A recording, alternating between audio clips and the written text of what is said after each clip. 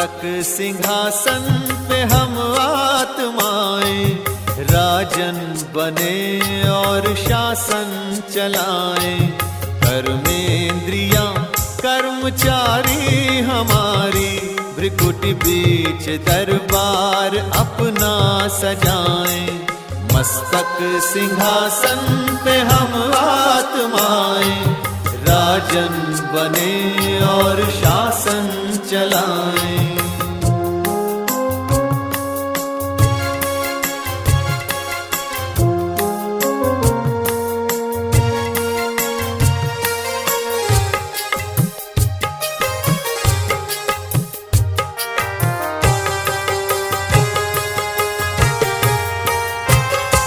करे मंत्रणा मिलके मन मंत्री से, समाचार पूछे सजग संतरी से।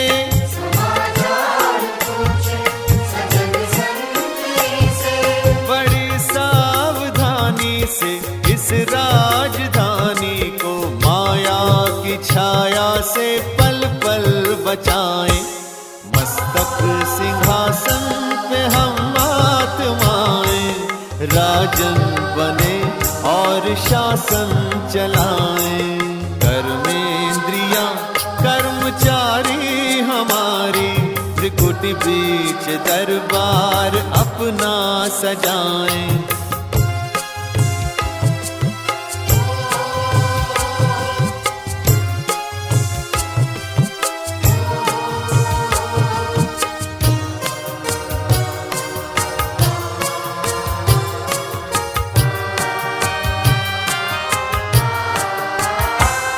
है बुद्धि का मुंसिफ बड़ा न्यायकारी, मैं राजा भी राजी सुखी जनता सारी।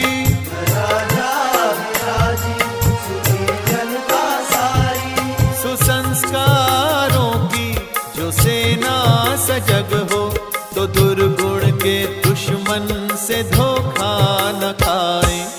मस्तक सिंहासन पे हम आत्माएं, राजन बने और शासन चलाएं। कर्मेंद्रियां कर्मचारी हमारी, त्रिकुटी बीच दरबार अपना सजाएं।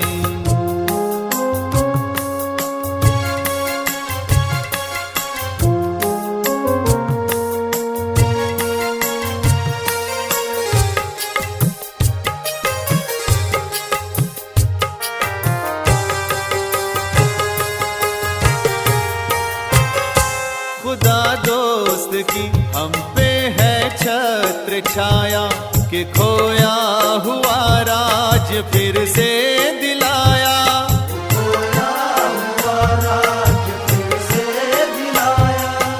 उपकार उसने किए हम पे इतने, कि आभार धरती गगन मिल के गाएं। मस्तक सिंहासन पे हम आत्माएं, राजन बने और शासन चलाएं। कर्मेंद्रियां कर्मचारी हमारी, भ्रिकुटी बीच दरबार अपना सजाएं।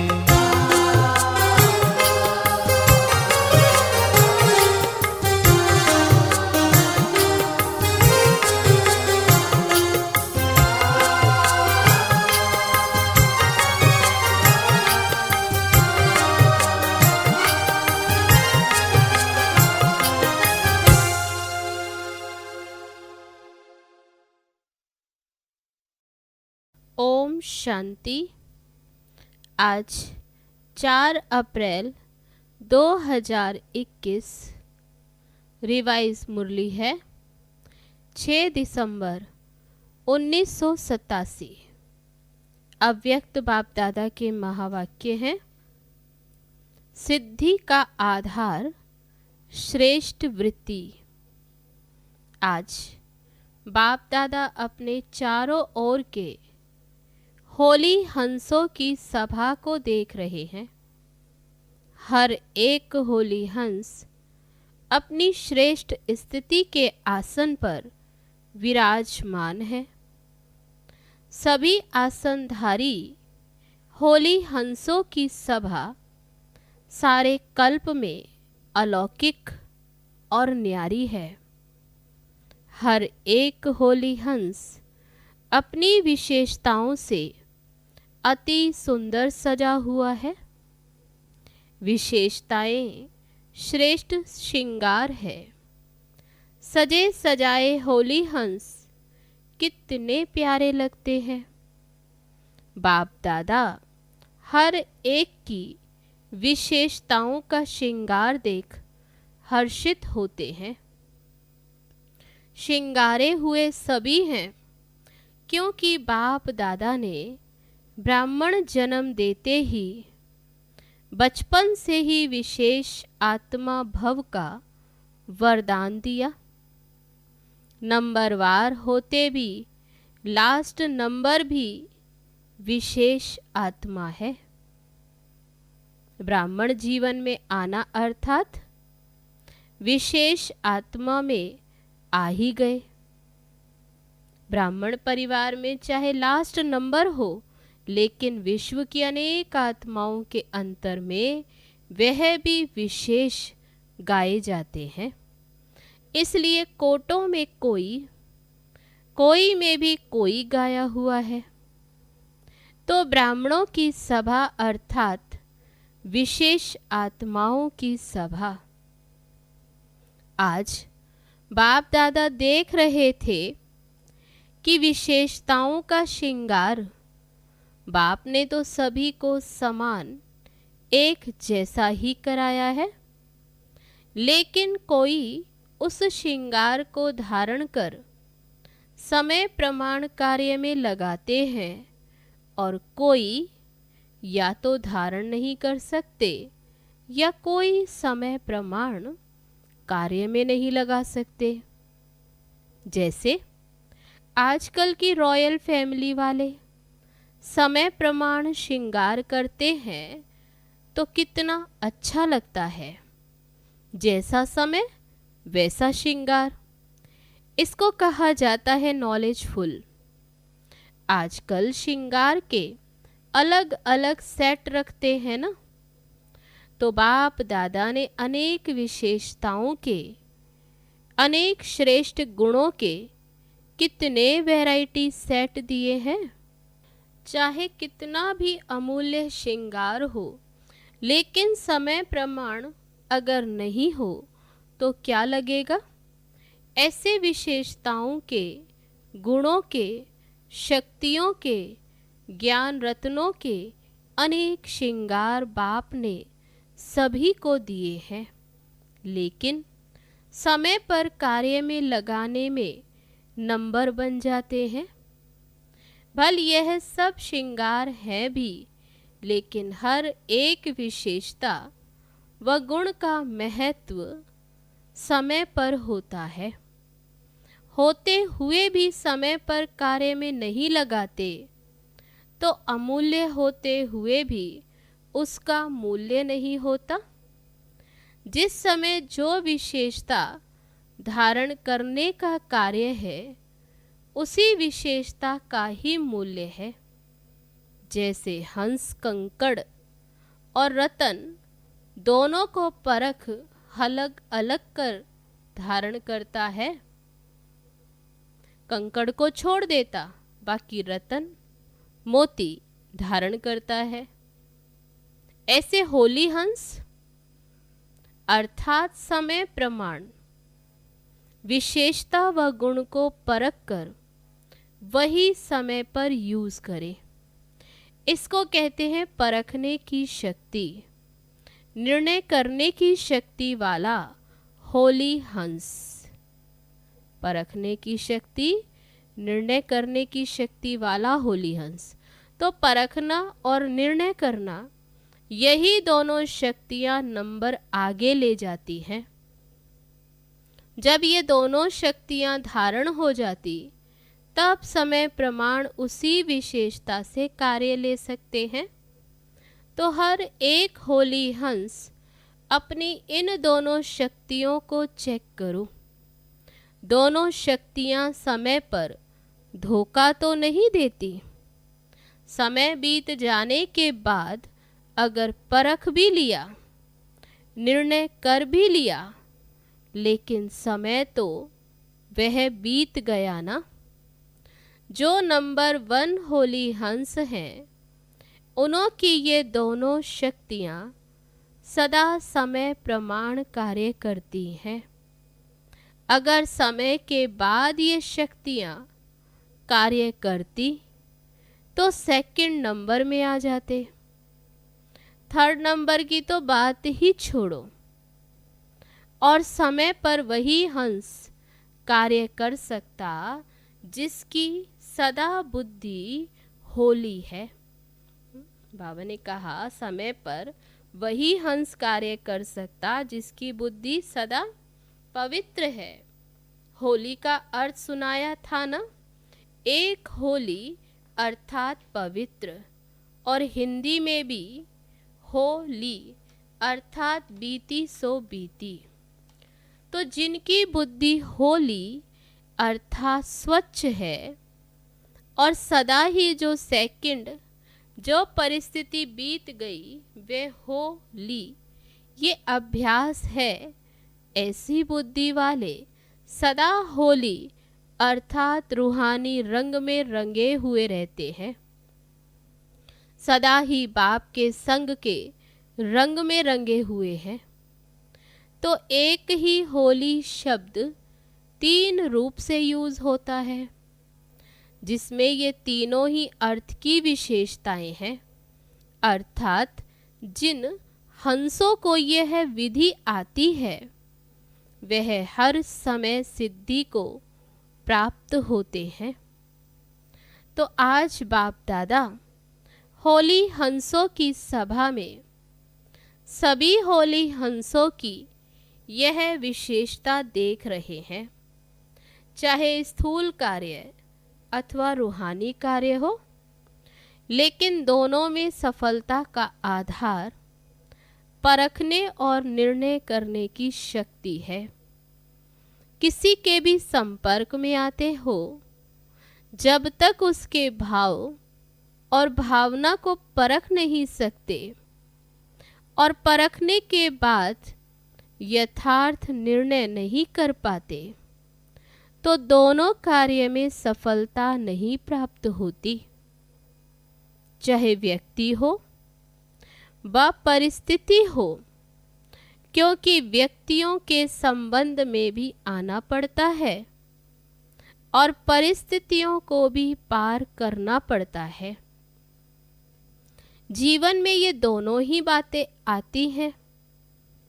तो नंबर 1 होली हंस अर्थात दोनों विशेषताओं में संपन्न। यह हुआ आज की इस सभा का समाचार। ये सभा अर्थात सिर्फ सामने बैठे हुए नहीं। तब बाबा ने कहा ऐसे नहीं जो यहाँ सामने बैठे वही सभा। बाप दादा के सामने तो आपके साथ साथ चारों ओर के बच्चे भी इमर्ज होते हैं। बेहद के परिवार के बीच बाप दादा मिलन मनाते व रूरिहान करते हैं। सभी ब्राह्मण आत्माएं अपने याद की शक्ति से स्वयं भी मधुबन में हाजिर होती हैं और बाप दादा यह भी विशेष बात देख रहे हैं कि हर एक बच्चे के विधि की लाइन और सिद्धि की लाइन, ये दोनों रेखाएं कितना स्पष्ट हैं। आदि से अब तक विधि कैसी रही और विधि के फल स्वरूप सिद्धि कितनी प्राप्त की है।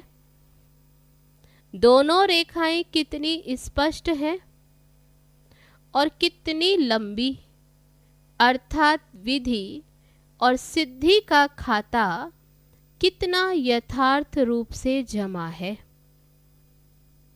विधि का आधार है श्रेष्ठ वृत्ति। अगर श्रेष्ठ वृत्ति है तो यथार्थ विधि भी है और यथार्थ विधि है तो श्रेष्ठ, बाबा ने कहा सिद्धि भी श्रेष्ठ है ही।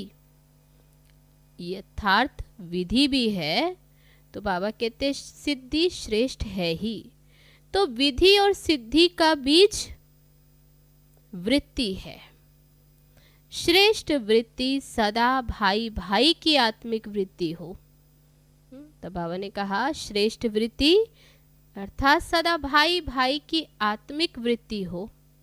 ये तो मुख्य बात है ही, लेकिन साथ साथ संपर्क में आते हर आत्मा के प्रति कल्याण की, स्नेह के सहयोग की, निस्वार्थपन की निर्विकल्प वृत्ति हो, निर्व्यर्थ संकल्प वृत्ति हो।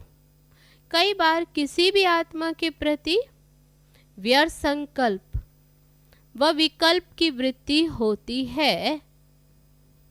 तो बाबा ने कहा जैसी वृत्ति दृष्टि वैसी ही उस आत्मा के कर्तव्य कर्म की सृष्टि दिखाई देगी। कभी कभी बच्चों को सुनते भी हैं और देखते भी हैं। बच्चों का सुनते भी और देखते भी, वृत्ति का कारण वर्णन भी करते, चाहे वे कितना भी अच्छा कार्य करे, लेकिन वृत्ति व्यर्थ होने के कारण सदा ही उस आत्मा के प्रति वाणी भी ऐसी ही निकलती है कि ये तो है ही ऐसा, होता ही ऐसा है। तो यह वृत्ति उनके कर्म रूपी सृष्टि वैसा ही अनुभव कराती है। जैसे आप लोग इस दुनिया में आंखों की नजर के चश्मे का दृष्टांत देते हैं। जिस रंग का चश्मा पहनेंगे वही दिखाई देगा। ऐसे ये जैसे वृत्ति होती है तो वृत्ति दृष्टि को बदलती, दृष्टि सृष्टि को बदलती। अगर वृत्ति का बीज सदा ही श्रेष्ठ है तो विधि और सिद्धि सफलता पूर्वक है ही। तो पहले वृत्ति के फाउंडेशन को चेक करो, उसको श्रेष्ठ वृत्ति कहा जाता है।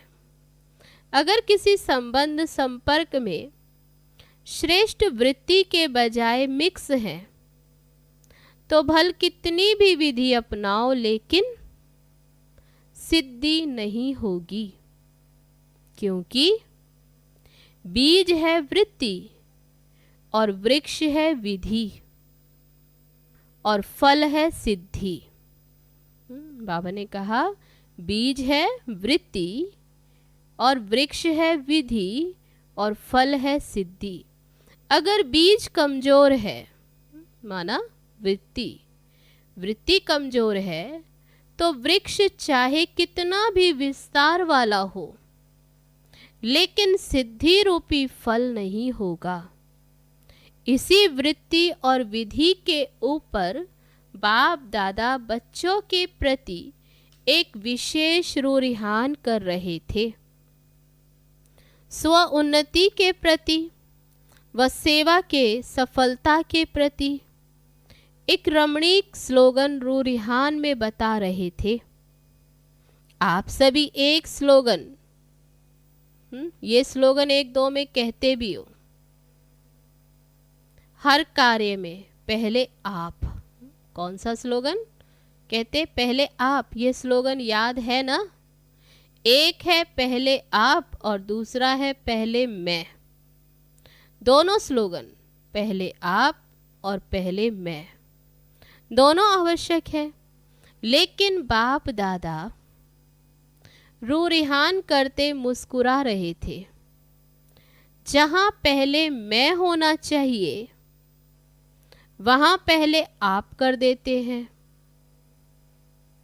और जहां पहले आप करना चाहिए वहां पहले मैं कर देते हैं, बदली कर देते। जब कोई स्व परिवर्तन की बात आती है तो कहते पहले आप, ये बदले तो मैं बदलूं। तो पहले आप हुआ ना। और जब कोई सेवा का या कोई ऐसी परिस्थिति को सामना करने का चांस बनता तो कोशिश करते पहले मैं भी तो कुछ करूं, मैं भी तो कुछ हूं, मुझे भी कुछ मिलना चाहिए। तो जहां पहले आप करना चाहिए वहां मैं कह देते। सदा स्वमान में स्थित हो, दूसरों को सम्मान देना अर्थात पहले आप करना। तब बाबा ने अटेंशन दिलाया, सदा स्वमान में स्थित हो, दूसरों को सम्मान देना अर्थात पहले आप करना। सिर्फ मुख से कहो पहले आप और कर्म में अंतर हो ये नहीं। स्वमान में स्थित हो स्वमान देना है। स्वमान देना व स्वमान में स्थित होना, उसकी निशानी क्या होगी? तो बाबा ने कहा उसमें दो बातें चेक करो। एक होती है अभिमान की वृत्ति और दूसरी है अपमान की वृत्ति। जो स्वमान में स्थित होता और दूसरों को स्वमान देने वाला होता है, उसमें ये दोनों वृत्ति नहीं होगी, न अभिमान की और ना ही अपमान की। ये तो करता ही ऐसा है, ये तो होता ही ऐसा है। तो यह भी रॉयल रूप का उस आत्मा का अपमान है। स्वमान में स्थित होकर स्वमान देना, इसको कहते पहले आप करना। समझा? और जो भी स्वोन्नति की बात हो उसमें सदा पहले मैं का स्लोगन याद हो, तो क्या रिजल्ट होगी? पहले मैं अर्थात जो ओटे सो अर्जुन। अर्जुन अर्थात विशेष आत्मा, न्यारी आत्मा, अलौकिक आत्मा, अलौकिक विशेष आत्मा। जैसे ब्रह्मा बाप सदा पहले मैं के स्लोगन से जो ओटे सो अर्जुन बना ना, अर्थात नंबर 1 आत्मा। नंबर 1 का सुनाया, नंबर 1 डिवीजन। वैसे नंबर 1 तो एक ही होगा ना, तो स्लोगन है दोनों जरूरी, लेकिन सुनाया ना नंबर किस आधार पर बनते हैं? जो समय प्रमाण कोई भी विशेषता को कार्य में नहीं लगाते तो नंबर आगे पीछे हो जाता है। समय पर जो कार्य में लगाता वह विन करता है, अर्थात 1 हो जाता है। तो ये चेक करो, क्योंकि इस वर्ष स्व की चेकिंग की बातें सुना रहे हैं, भिन्न भिन्न बातें सुनाई है ना, तो आज इन बातों को चेक करना है। आपके बजाय मैं के बजाय आप तो नहीं कर देते हो, बदलते तो नहीं। इसको कहते यथार्थ विधि। जहां यथार्थ विधि है वहां सिद्धि है ही। और इस वृत्ति की विधि सुनाई, 2 बातों की चेकिंग करना। तब बाबा ने अटेंशन दिलाया, ना अभिमान की वृत्ति हो और ना अपमान की। जहां ये दोनों की अप्राप्ति है वहां ही स्वमान की प्राप्ति है। आप कहो ना कहो, सोचो ना सोचो, लेकिन व्यक्ति प्रकृति दोनों ही सदा स्वतः ही स्वमान देते रहेंगे। संकल्प मात्र भी स्वमान के प्राप्ति की इच्छा से स्वमान नहीं मिलेगा। निर्माण बनना अर्थात पहले आप कहना। निर्माण स्थिति स्वतः ही स्वमान दिलाएगी। स्वमान की परिस्थितियों में पहले आप कहना, अर्थात बाप समान बनना। जैसे ब्रह्मा बाप ने सदा ही स्वमान देने में पहले जगत अम्बा, पहले सरस्वती माँ, पीछे ब्रह्मा बाप रखा।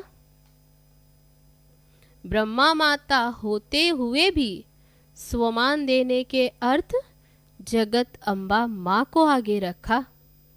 हर कार्य में बच्चों को आगे रखा और पुरुषार्थ की स्थिति में सदा स्वयं को पहले मैं इंजन के रूप में देखा।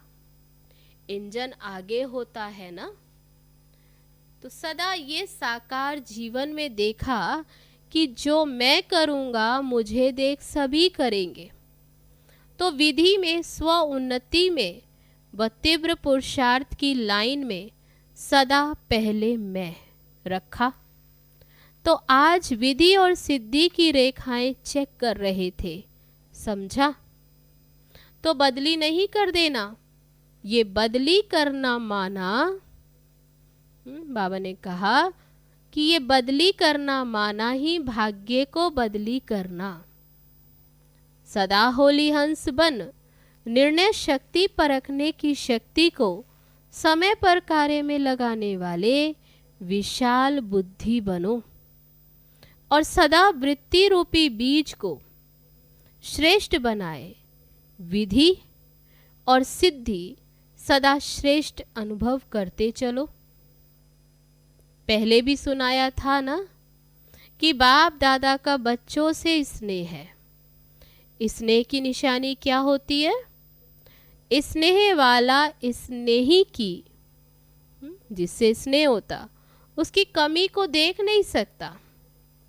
तो सदा स्वयं को और स्नेही आत्माओं को संपन्न समान देखना चाहता है, समझा? तो बार बार अटेंशन खिंचवाते, चेकिंग कराते, यही संपन्न बनाने का सच्चा स्नेह है। अच्छा, अभी सब तरफ से पुराने बच्चे मेजॉरिटी में हैं। पुराना किसको कहते हैं? अर्थ जानते हो ना? बाप दादा पुरानों को कहते हैं सब बातों में पक्के। पुराने अर्थात पक्के, अनुभव भी पक्का बनाता है। ऐसा कच्चा नहीं जो जरा सी माया बिल्ली आवे और घबरा जावे। सभी पुराने पक्के हो ना। मिलने का चांस लेने के लिए सभी पहले मैं किया तो कोई हर्जा नहीं, लेकिन हर कार्य में कायदा और फायदा तो है ही। ऐसे भी नहीं पहले मैं, तो इसका मतलब 1000 आ जाए। साकार सृष्टि में कायदा भी है, फायदा भी है। अव्यक्त वतन में कायदे की बात नहीं, साकार में तो है। तो बाबा कहते कायदा बनाना नहीं पड़ता। अव्यक्त मिलन के लिए मेहनत लगती है, साकार मिलन सहज लगता है, इसलिए भाग आते। लेकिन समय प्रमाण जितना कायदा उतना फायदा होता है। बाप दादा थोड़ा भी इशारा देते हैं तो समझते अब पता नहीं क्या होने वाला। अगर कुछ होना भी होगा तो बताकर नहीं होगा। साकार बाप अव्यक्त हुए तो बताकर गए क्या? जो अचानक होता है वह अलौकिक प्यारा होता है। इसलिए बाप दादा कहते हैं सदा एवर रेडी रहो। जो होगा वह अच्छे ते अच्छा होगा, समझा? अच्छा, सर्व होली हंसों को, सर्व विशाल बुद्धि, श्रेष्ठ स्वच्छ बुद्धि धारण करने वाले बुद्धिवान बच्चों को, सर्व शक्तियों को, सर्व विशेषताओं को समय प्रमाण कार्य में लाने वाले ज्ञानी तो आत्माएं, योगी तो आत्माएं बच्चों को सदा बाप समान संपन्न बनने के उमंग उत्साह में रहने वाले संपन्न बच्चों को बाप दादा का याद प्यार और नमस्ते। हम रूहानी बच्चों की रूहानी बाप दादा को नमस्ते नमस्ते। ओम शांति। अब है आज का वरदान। मालिकपन की स्मृति द्वारा हाईएस्ट अथॉरिटी का अनुभव करने वाले कंबाइंड रूपधारी भव। पहले अपने शरीर और आत्मा के कंबाइंड रूप को स्मृति में रखो। शरीर रचना है, आत्मा रचता है। इससे मालिकपन स्वतः स्मृति में रहेगा। मालिकपन की स्मृति से स्वयं को हाईएस्ट अथॉरिटी अनुभव करेंगे, शरीर को चलाने वाले होंगे। दूसरा, बाप और बच्चा शिव शक्ति के कंबाइंड स्वरूप की स्मृति से माया के विघ्नों को अथॉरिटी से पार कर लेंगे। अब है आज का स्लोगन। विस्तार को सेकंड में समाकर ज्ञान के सार का अनुभव करो और कराओ। अच्छा, ओम शांति।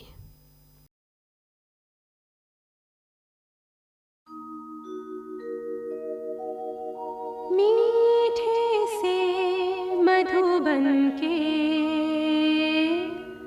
प्यारे से आंगन में बाबा खड़े हैं, बाहें पसारे।